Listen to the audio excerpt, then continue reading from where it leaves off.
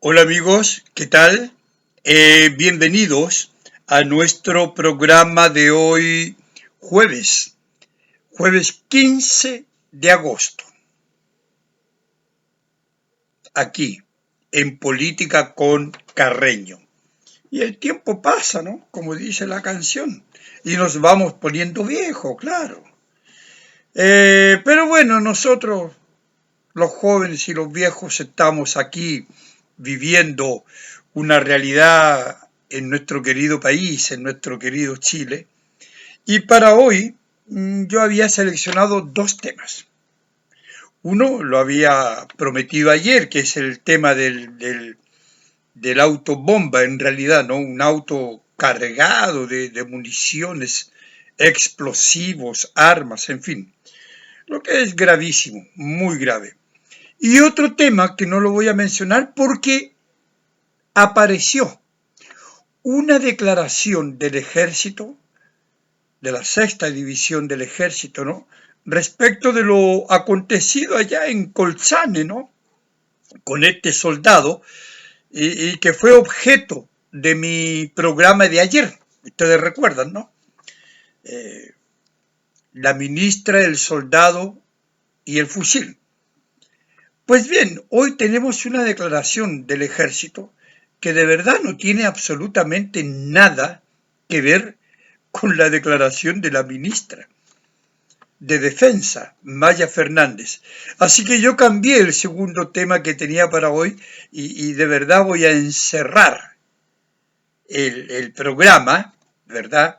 Con, eh, con esta información que es muy relevante, muy importante, amigos, porque es como la continuación de lo que comentamos en el programa de ayer, pero con algo muy, muy nuevo, muy distinto. En fin, vayamos rapidito entonces aquí a comentar las noticias de hoy eh, en Política con Carreño.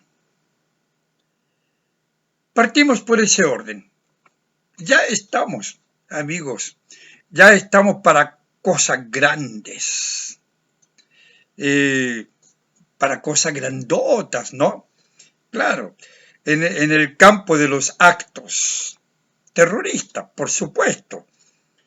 Y, y así se desprende del hallazgo de este automóvil en pleno centro, ¿no? De Santiago, en la calle Coquimbo con Santa Rosa, aquellos eh, que me escuchan de fuera, pero es bien conocido, ¿no? Esto Coquimbo Santa Rosa, pleno centro, de verdad, altamente peligroso. Bueno, ahí se encontró un auto, como, como digo y como dice la información, un auto cargado de armas, municiones, explosivos, en fin. Y el auto evidentemente no estaba en pana ni tomándose un descanso, ni mucho menos. Eh, ¿Qué hacía ese auto ahí? ¿Por qué estaba ahí? ¿Cuál era la razón? ¿Verdad? Bueno, era un auto robado, en primer lugar. Eso ya da la idea de cómo estamos aquí funcionando, porque de verdad que es bastante serio esto de que en pleno centro de la ciudad, Santiago, cualquier ciudad, en cualquier parte del país, se encuentre un auto repleto de explosivos. Eh, Muy serio, ¿no? Entonces, como yo decía ayer, debemos preocuparnos de las calles, de las plazas, de nuestras casas, de la frontera. ¿Recuerdan? Y porque así están las cosas ahora, estamos para cosas grandes, lamentables, por cierto. ¿Y qué dijo la ministra del Interior y Seguridad Pública, ¿no? Carolina Toá?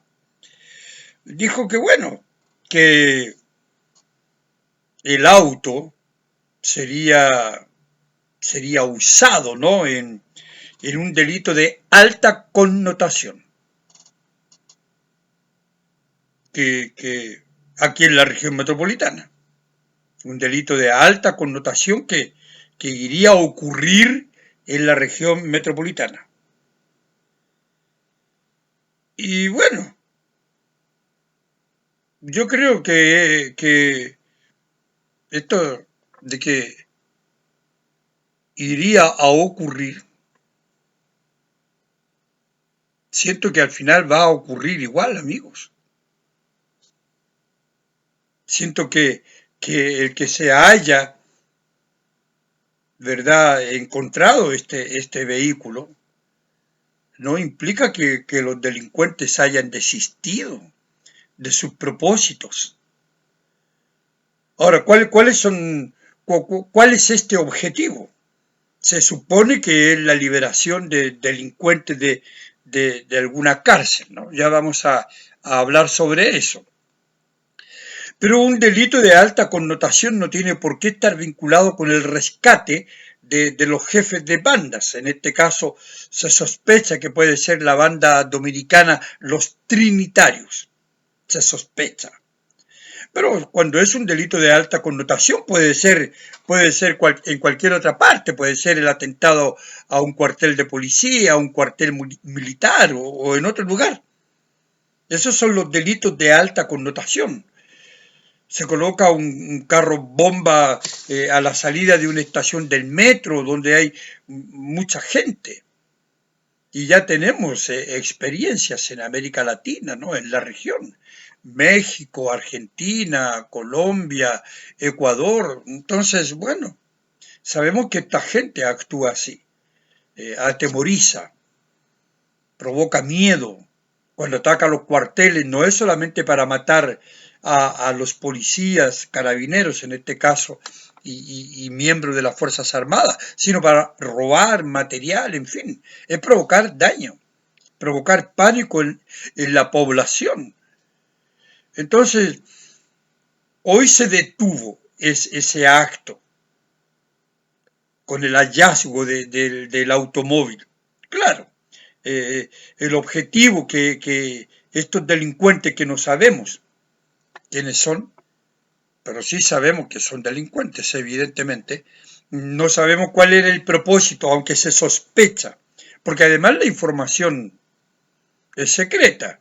Bueno, entonces, dice Toa, tenemos datos, dice, no podemos decirlos, no, darlos todos, no podemos decirlos todos, darlos a conocer. Hay algunos que sí, dice. Bueno, entonces,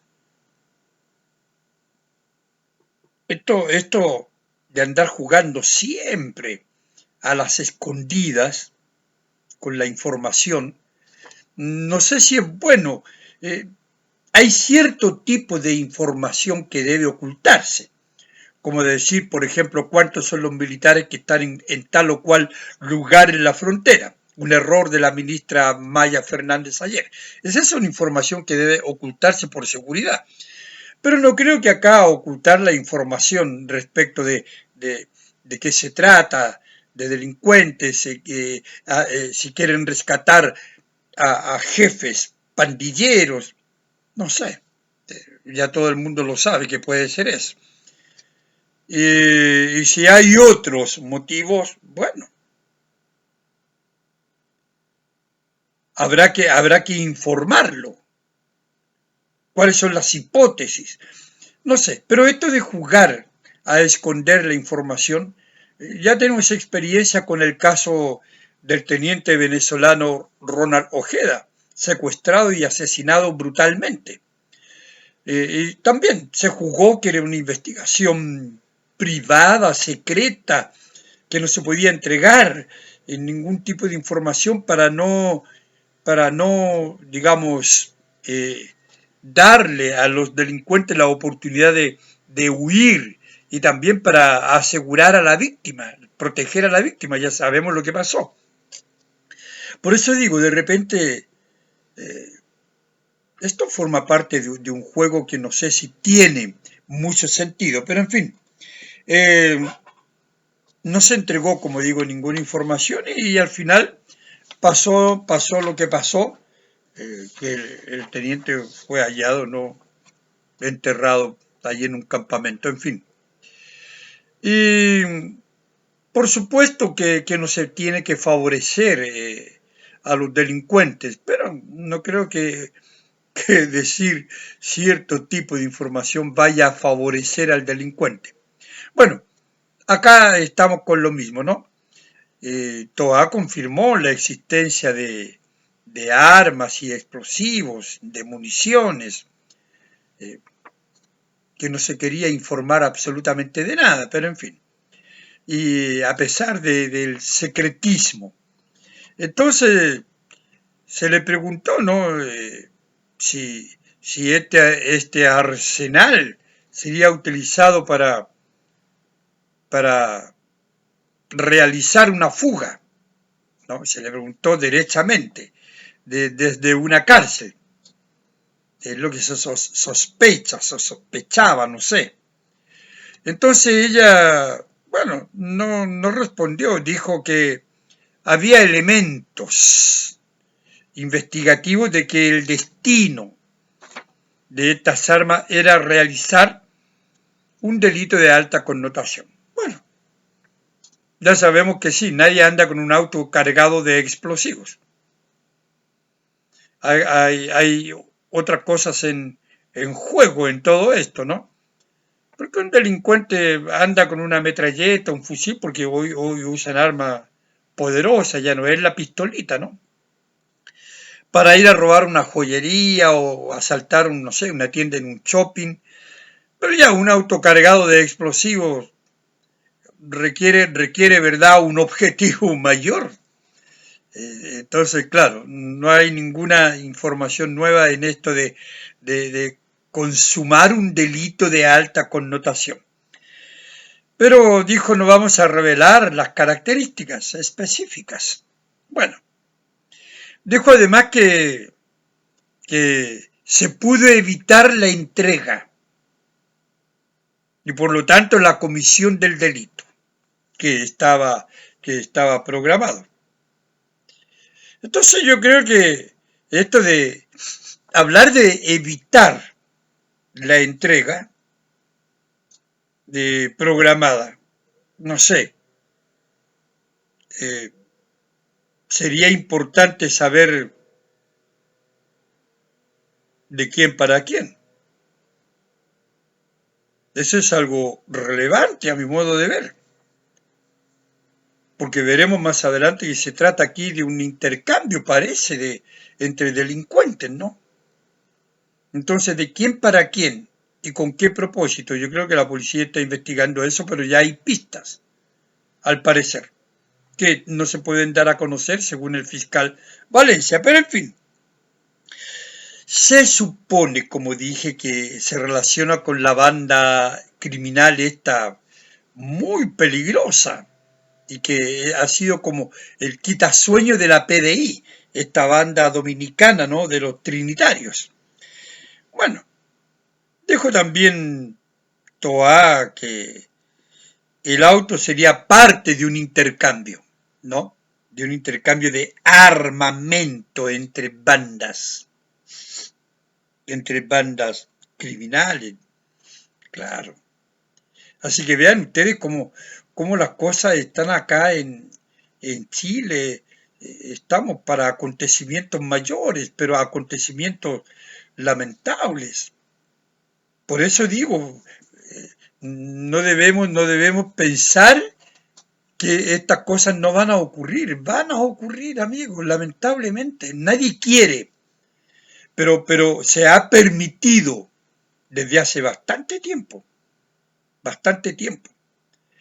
eh, el ingreso de estos delincuentes. Hoy ya están instalados, como he dicho en algún programa, ahora reciente, ya están instalados. Encontraron en Chile un territorio fértil para hacer sus negocios. Y estos que hoy nos gobiernan son en gran parte responsables. Michelle Bachelet, veíamos ayer, en gran parte responsable, abrió las fronteras. Claro, bueno. Entre el armamento que se encontró, existe un fusil tipo Remington, con alrededor de 60 municiones. No, imagínense el poder de fuego de estas armas. Eso es para tener una idea, amigos, de lo que esto significa. Imagínense un policía enfrentado con estos delincuentes y con este tipo de armas. Un policía con un revólver que ni siquiera lo puede usar porque tiene que seguir la normativa RUF. Bueno, en fin. También, ¿verdad? Se especula que estos miembros de los trinitarios, los jefes, los cabecillas, serían trasladados de Colina 1, de la cárcel de Colina 1, a la cárcel de alta seguridad, ¿no? Repas. Vamos a ver qué hay al respecto, qué opina el fiscal, ¿no? Valencia, en fin. Como ustedes ven, la cuestión está ahí bastante peligrosa, amigo. ¿Y qué dijo Valencia, el fiscal? Bueno, él dice que la investigación de hecho es una investigación secreta. Eso es lo primero. Una investigación secreta, ¿no? Así que no es mucho lo que se supone que va a decir. Pero agrega, por eso, más que por eso compartirla nos ayuda mucho a que los hechos se aclaren. Yo creo que los hechos se aclaran compartiéndola o no compartiéndola, fiscal. Pero bueno, no ayuda mucho a que los hechos se aclaren, dice el fiscal Valencia, y a que este tipo de asuntos se eviten. Ahí yo ya difiero completamente con Valencia, con el fiscal general. Porque no creo que entregar información evite a que estos hechos se desarrollen, ¿no? Existan. No creo que, no veo la relación entre una cosa y otra. Yo digo, habría que decirle al fiscal que este tipo de asunto no se evita ocultando información. No necesariamente se evita ocultando información, sino con medidas realmente efectivas, prácticas, medidas, ¿verdad? Como el cierre de fronteras, como el debido respaldo político y jurídico. Esto que la justicia apoye efectivamente a las policías y a las Fuerzas Armadas en este combate al crimen, en este combate al terrorismo, porque estamos hablando de esto.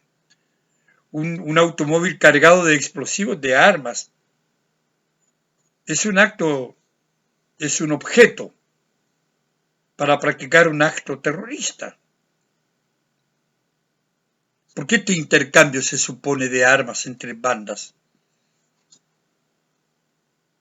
Entonces, ocultar información no va a evitar que este tipo de asunto, como dice el fiscal, ocurra. Va a ocurrir igual. Porque las medidas no pasan por ocultar información, las medidas pasan por tomar al toro por las astas y decir, bueno, necesitamos que los políticos apoyen a las Fuerzas Armadas y a los carabineros y a los detectives, a las policías. Necesitamos que la justicia apoye, son medidas prácticas. Lo otro es como las mesas de diálogo o como las RUF. Ayer yo hablaba de la RUF. Qué payasada, amigo, ¿no? La declaración de la ministra. Y vamos a ver ahora cómo se contradice. No tiene nada que ver una declaración con la otra. ejército ministra, pero en fin. Entonces, bueno, el asunto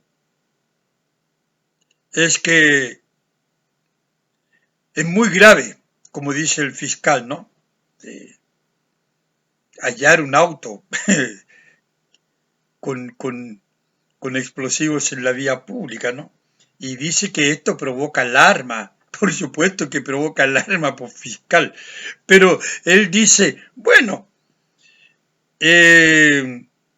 no es la primera vez que encontramos explosivos. Y yo le digo al fiscal, ¿pa' qué más? Total, como no es la primera vez, ¿para qué nos vamos a preocupar entonces? Fiscal, ¿no? De repente las autoridades tienen este tipo de comentarios que más molestan, irritan, que resuelven cualquier cosa para apaciguar, para calmar. No, no es la primera vez que encontramos explosivos, así que, bueno, como no es la primera vez, ¿para qué tanta alarma pública? No, pues fiscal, el cuento no es así. Pero en fin, y acerca de, ¿verdad? Si hubo un aumento de la seguridad, ¿no?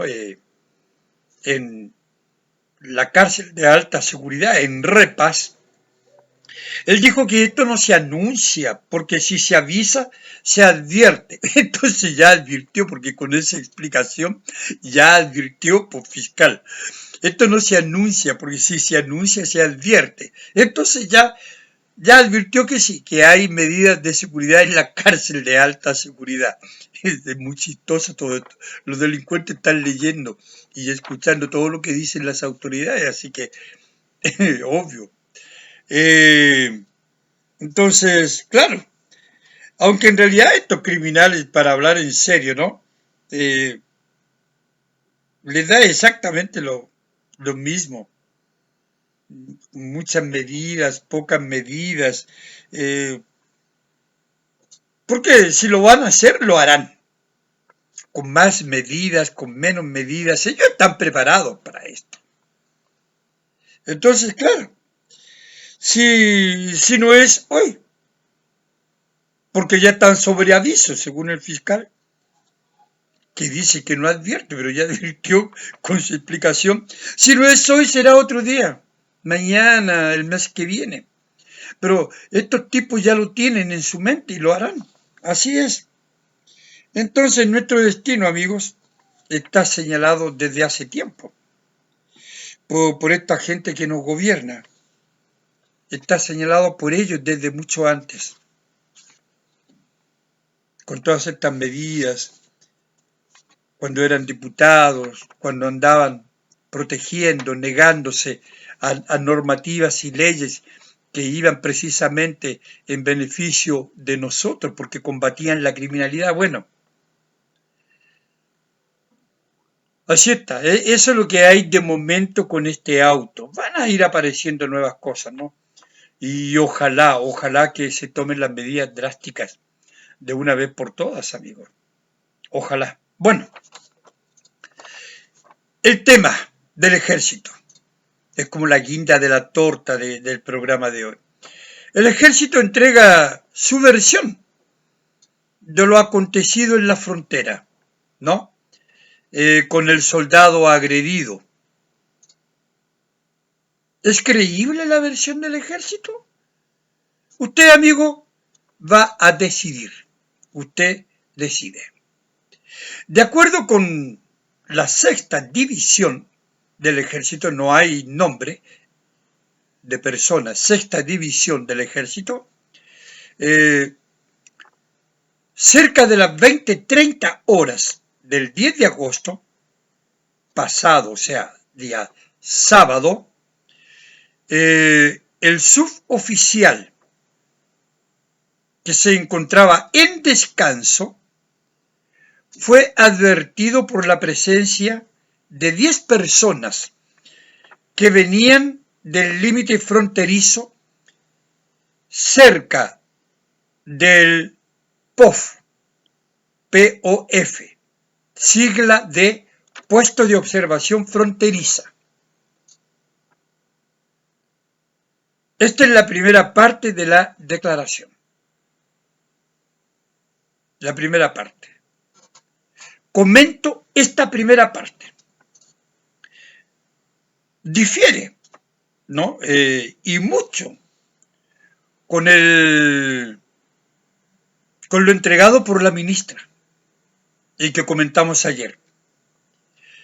Primero porque el soldado no estaba en la sala de radio, como dijo la ministra, sino que estaba descansando. Estaba descansando. Eso es lo que dice la información del ejército. El suboficial que se encontraba en descanso. La ministra dice que la persona que salió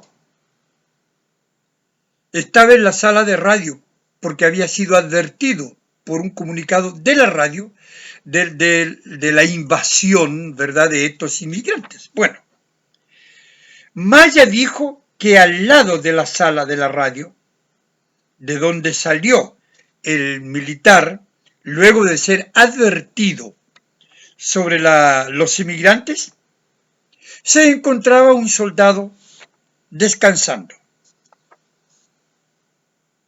O sea, es una versión bastante distinta, ¿no? Luego yo voy a entregar las fechas en que habla el ministro y en que habla el ejército, porque es importante, ¿ya? Entonces, bueno, la ministra tampoco entregó un número de inmigrantes, ni que estaba sin casco ni chaleco, como vamos a ver después, chaleco protector, ¿no?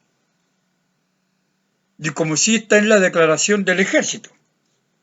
Bueno, continúa la declaración del ejército. Es la primera parte, ahora la segunda parte, amigos, para ir por orden, ¿no? El soldado, dice la declaración continúa, ¿no? El soldado se dirigió al sector sin informar ni solicitar el apoyo del resto del personal de su patrulla compuesta, ¿verdad?, por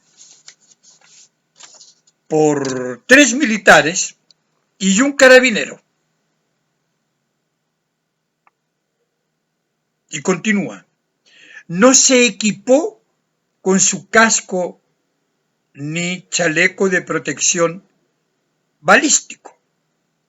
Solo llevaba su fusil, al cual sacó el cargador con munición para guardarlo en un bolsillo. Esta es declaración del ejército, textual. Contraviniendo los protocolos establecidos. Esa es la declaración del ejército, la segunda parte de la declaración. Entonces yo hago ahora mi segundo comentario.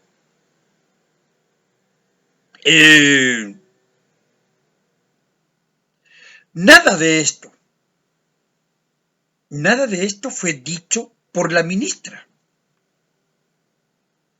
salvo lo del fusil sin municiones, lo que francamente no tiene ningún sentido.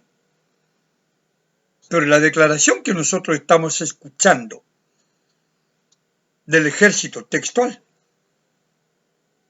no se condice para nada con lo dicho por la ministra. Absolutamente. Salvo en lo que dice en relación con el fusil sin municiones, que es de verdad algo que no tiene ningún sentido. Y yo creo que el ejército lo dice para un poco compartir la opinión de la ministra, ¿no? Para que la ministra no quede tan tan fuera de todo esto. Porque también estamos viendo esta declaración del ejército varios días después y no sé con cómo esta diferencia tan grande con la ministra de Defensa, que es la primera responsable y la jefa de las Fuerzas Armadas. No entiendo. Francamente no entiendo, amigos. Pero bueno, sigue la declaración del ejército. Desprotegido, el militar se detuvo al encontrarse con dos mujeres. Acto seguido, dos hombres con acento extranjero se acercan, lo insultan y lo agreden. Y aunque se defiende, no logra evitar que le arrebaten el fusil y se dan a la fuga. O sea, cuando recordamos lo que dijo la ministra, que yo leí textual su declaración ayer y la fui comentando, no hay nada que se acerque a esto. Nada. Nada, absolutamente. Entonces, uno tiene la impresión de que este es otro caso. Claro, porque ¿cómo hay una falta de información tan grande por parte de la ministra, si creemos al ejército, por cierto? Y la ministra se dedicó a hablar de la RUF. Ustedes recuerdan, pueden comparar los dos textos. Bueno, entonces mi tercer comentario sobre esta tercera parte de la declaración del ejército. Una declaración que, por cierto, no tiene nada que ver con lo entregado con la ministra Maya Fernández. Entonces aquí surge una duda, ¿a quién creerle? ¿A quién creerle? ¿Le creemos a la sexta división del ejército? ¿Le creemos a la ministra? Porque el suceso es el mismo. El lugar es el mismo. Pero lo que dice la ministra de Defensa, Maya Fernández, y lo que dice la declaración de la sexta división del ejército, salvo el fusil sin municiones,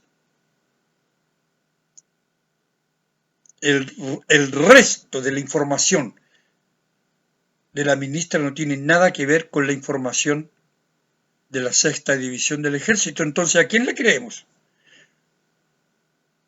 Porque tampoco podemos hablar de que sea un complemento. ¿Un complemento de qué? Si la ministra al final ya dijo lo que dijo. Lo comentamos ayer y de verdad dedicó gran parte de su declaración a las RUF y decir que el soldado no estaba solo. ¿No? ¿O qué diría el soldado afectado? El ejército habla de un suboficial, entonces es un cabo por lo menos. ¿Qué diría el soldado si pudiera hablar sin ningún tipo de presión? Ni presionado por la ministra, ni presionado por el ejército. ¿Qué diría él? Sería interesante escuchar la declaración del soldado afectado. ¿Qué dijo él? ¿Estaba su fusil sin munición? El ejército dijo lo mismo para dejar bien a la ministra, para que la ministra no quede tan mal. Salió sin casco y sin chaleco antibala, pero lo más insólito, sacó el cargador del fusil. Según la ministra, por seguridad, estando en la sala de radio, según la ministra. Según el ejército, el soldado que salió del suboficial estaba en la sala de descanso. Entonces, aquí, amigos, hay una cuestión que no se entiende nada. Habría que preguntarle a este señor, que debe estar muy protegido, este soldado, ¿no? De la prensa, sobre todo. La prensa debe estar loca por ir y ver la versión del soldado. Y que cuando hable, si habla, va a decir la versión del ejército. sin duda. Entonces, bueno, y seguro el ejército, si sigue con todo esto, lo va a castigar por no cumplir con el protocolo. Aquí, amigo, está todo esto muy raro, pero en fin, eso sería interesante. ¿Qué dijo el soldado? ¿Qué dirá el soldado, no? Eh, entonces, lo del ejército parece como otro cuento, ¿no? Era así una vez, ¿recuerdan? Sobre todo porque difiere tanto con lo dicho por, por la ministra de Defensa, ¿no? Entonces, claro, eh, los hechos, y aquí hay algo importante, los hechos ocurrieron, amigos, el 10, el sábado 10, según el ejército a las 8:30 de la noche, el sábado 10. Pero la ministra habló recién el lunes 12, yo tengo las fechas, de acuerdo con Bio Bio, la radio. Habló el lunes 12. O sea, tuvo 2, 3 días para informarse. ¿Cómo no se iba a informar? ¿Cómo no iba ella a recabar información? ¿Cómo las autoridades, el alto mando del ejército o de la sexta división, no iba a informarle a la ministra qué pasó allá en Colchane?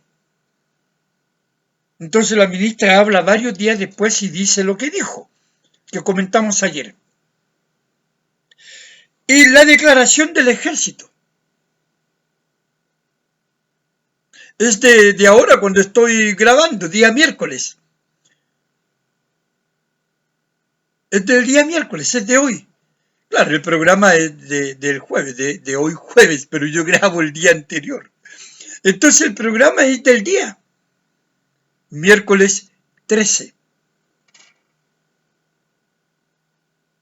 Un día después, 2 días después, en realidad, ¿no?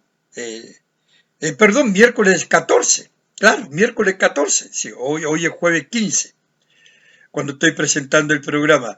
Entonces, el ejército hace una declaración 2 días después de la declaración de la ministra y 4 días después de ocurridos los hechos. ¿Por qué tardan tanto en hacer una declaración que la gente espera? ¿Por qué tardan tanto? El soldado además se está recuperando, tiene heridas menos graves, no está mal, puede hablar. Entonces vean ustedes, también las fechas son importantes, sobre todo en el caso de la ministra, porque habla 2 días después y por supuesto ella debiera tener la información que el ejército está entregando, que el ejército está entregando 2 días después de la declaración de la ministra. ¿No les parece a ustedes, amigos, todo esto muy, muy relevante y por eso que es sospechoso? Todo esto es muy sospechoso. Bueno, sigamos, amigo. Sigue la declaración del ejército, ¿no? Desde ese lugar solicita apoyo a uno de los integrantes de su equipo, quien informa a los mandos respectivos de la base militar en Colchane, desde donde desde donde se dispone el despliegue de la totalidad de los equipos de reacción. Entonces, la declaración es que desde ese lugar este soldado, este suboficial solicita ayuda a uno de los integrantes del equipo y el equipo informa, ¿verdad?, a la base militar de Colchane y desde ahí se dispone un despliegue de la totalidad de los equipos de reacción. Entonces, hubo una agresión, claro, claro. Hubo un operativo, por supuesto. Se le brindó apoyo al militar, claro que sí. Y se encontró el fusil, ¿verdad? El fusil abandonado. Se encontró el fusil abandonado. Entonces este despliegue de los equipos de reacción le brindaron apoyo al soldado agredido y se encontró el fusil abandonado cerca del lugar del incidente. Eso dice el ejército, la sexta división. Abandonado en el terreno, ahí. Por último, el ejército dijo que se encontraron otras evidencias que quedaron a cargo de carabineros y que el soldado se encuentra recuperándose de las lesiones sufridas que fueron consideradas menos graves. Le faltó decir que lo mejor era que el soldado estaba bien, como dijo la ministra, ¿no? Esa cosa romanticona. La pregunta, amigos, sin duda, cuarto comentario, fuera de lo distinto que es esta declaración de la entregada por Maya Fernández, llama la atención que el fusil haya sido encontrado. Ese fusil abandonado, o sea, ese fusil robado que se le quitó al soldado, fue abandonado. ¿Cómo? A ver, por los delincuentes. Entonces, ¿para qué se lo llevaron? Golpean al soldado, lo dejan tendido, le roban el fusil y después lo abandonan. O sea, no hay ninguna explicación razonable que justifique este hecho. ¿O usted cree, amigo, efectivamente que hay una explicación razonable? No, no la hay. Por eso digo que érase una vez, esto es otro cuento. Entonces luego, este operativo partió tan rapidito, ¿a qué distancia está la base esta militar de Colchane? Que llegó el operativo, llegó esta reacción inmediata, ayudaron al soldado y hasta encontraron el fusil abandonado. No sé, bueno amigo, quiero después, y entonces, claro, con el despliegue de la totalidad de los equipos de reacción, llegó tan rápido. Todo esto, no sé, a mí no me calza, no consigo armar este rompecabezas, no. Esta historia está mal contada. Entonces, yo quiero terminar mi programa de hoy con otra pregunta. ¿Habrá un tercer capítulo de esta historia fantástica de la ministra, el soldado, el fusil y ahora la sexta división del ejército? Pregunta esta, amigos, y muchas gracias como siempre por su compañía y nos vemos mañana viernes, si Dios quiere, aquí en Política con Carreño. Chao amigos, muchas gracias.